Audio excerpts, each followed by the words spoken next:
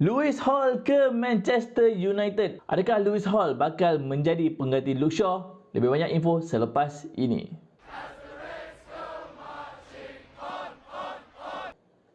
Okey, Assalamualaikum. Welcome back to Kita United. Aku Syahid dan hari ini kita akan mengulas satu topik yang boleh dikatakan tengah hangat sekarang, iaitu perpindahan Lewis Hall dari Newcastle United ke Manchester United. Okey, sebelum kita memula, aku nak jemput korang untuk tekan butang like, share dan subscribe, dan pastikan korang tekan notification bell supaya korang tak terlepas dengan info-info yang terbaru. Dan kepada korang yang mungkin bermurah hati nak bantu contribute membesarkan channel ini, korang boleh buat demikian dengan scan QR code di sini.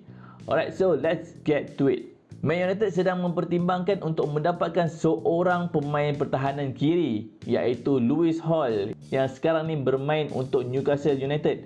Persoalannya, kenapa Man United berminat untuk mendapatkan beliau? Adakah disebabkan Luke Shaw yang hampir ke penghujung kerjaya dia, ataupun sebenarnya Newcastle sendiri yang dalam krisis yang mungkin membawa peluang untuk Man United membida pemain tersebut? Mengikut laporan yang terbaru, Man United melihat Lewis Hall sebagai pemain pengganti jangka panjang kepada Luke Shaw. Lewis Hall ni baru berusia 21 tahun dan mempunyai pengalaman yang luas dalam Premier League. Dan dia juga, kalau korang nak tahu, pernah juga membuat penampilan bersama skuad senior England. Tetapi korang perlu tahu, pemindahan ini bukanlah satu benda yang mudah untuk dilaksanakan. Okey, kenapa Lewis Hall? Lewis Hall ni mempunyai beberapa kelebihan yang kita boleh nampak. Yang pertama adalah dia masih lagi muda, dia sangat-sangat pantas, dia boleh bermain dalam sistem yang moden, boleh main dalam back 3, dia boleh main back 4.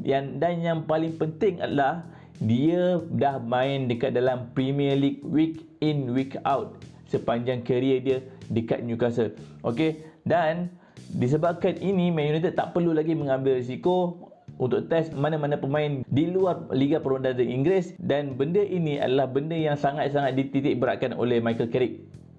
Okey, sekarang kita tengok apakah situasi di Manchester United. Okey, Luke Shaw sekarang berusia 31 tahun dan kontrak dia bakal tamat pada penghujung musim hadapan.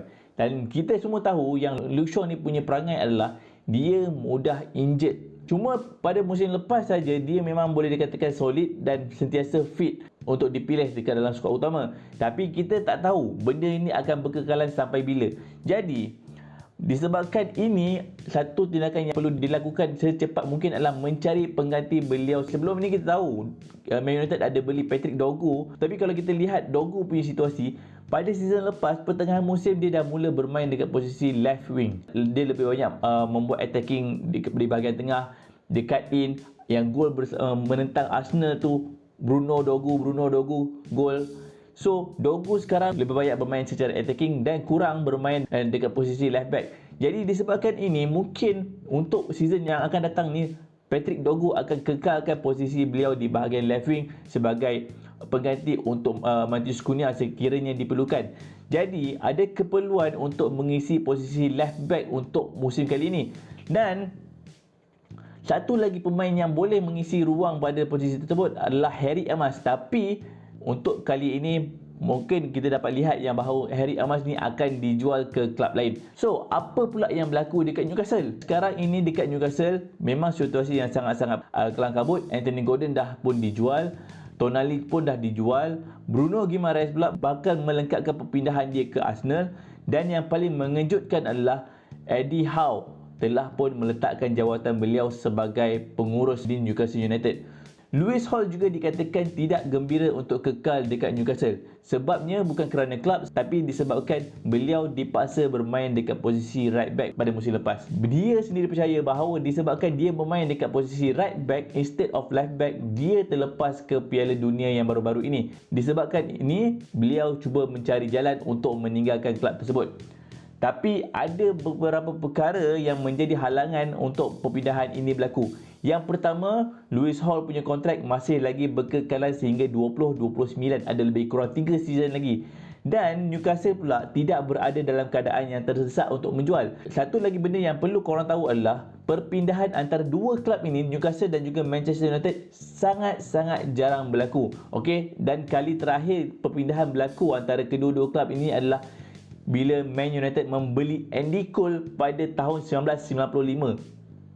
Dah berapa puluh tahun dah tu? Dah almost 31 tahun tak silap aku benda tu berlaku, dan ini adalah satu benda yang memang kita rasa susah untuk terjadi. Tapi kalau dia betul-betul terjadi, memang luar biasa. Adakah dia sesuai dengan corak permainan yang ingin diterapkan oleh Michael Carrick? Okey, pada pendapat aku, Lewis Hall ni memang mempunyai ciri-ciri yang bagus. Dia masih muda, dia mempunyai potensi yang sangat-sangat besar untuk berkembang. Tapi, adakah Newcastle nak lepaskan dia? Sebab kita tahu, seperti yang kita telah sebut tadi, Anthony Gordon telah pun dijual pada harga 80 juta euro. Bruno Guimaraes bakal disecure oleh Arsenal pada harga sekitar 90 juta pound tak silap aku.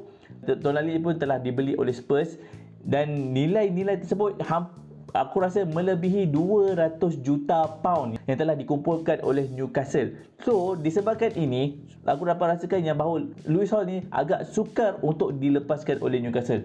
So, setakat ini masih belum ada lagi bidaan yang konkret, masih lagi kabar angin. Ada berita-berita yang mengatakan bahawa Man United bersedia untuk membuat bidaan, tetapi buat masa ini belum ada apa-apa berita yang boleh kita katakan bahawa Man United telah membuat bidaan. So, benda tu belum lagi. Tapi kalau benar Man United memang nak memperkuatkan posisi left back ini, ia hanya bergantung kepada dua perkara. Adakah Newcastle masih lagi dalam mood untuk menjual, dan adakah Lewis Hall sendiri betul-betul nak meninggalkan klub pada transfer window kali ini. So, apa pendapat korang? Patutkah Man United membeli Lewis Hall? Kalau tak ada Lewis Hall, siapakah pemain pilihan korang yang mungkin Man United boleh cuba dapatkan untuk transfer window kali ini? Korang boleh kongsi dekat ruang komen. So, itu saja untuk kali ini. Aku harap korang enjoy dengan apa yang aku kongsikan dengan korang berkenaan dengan Lewis Hall. So, kita akan jumpa dalam next video. Thank you for watching. Bye-bye.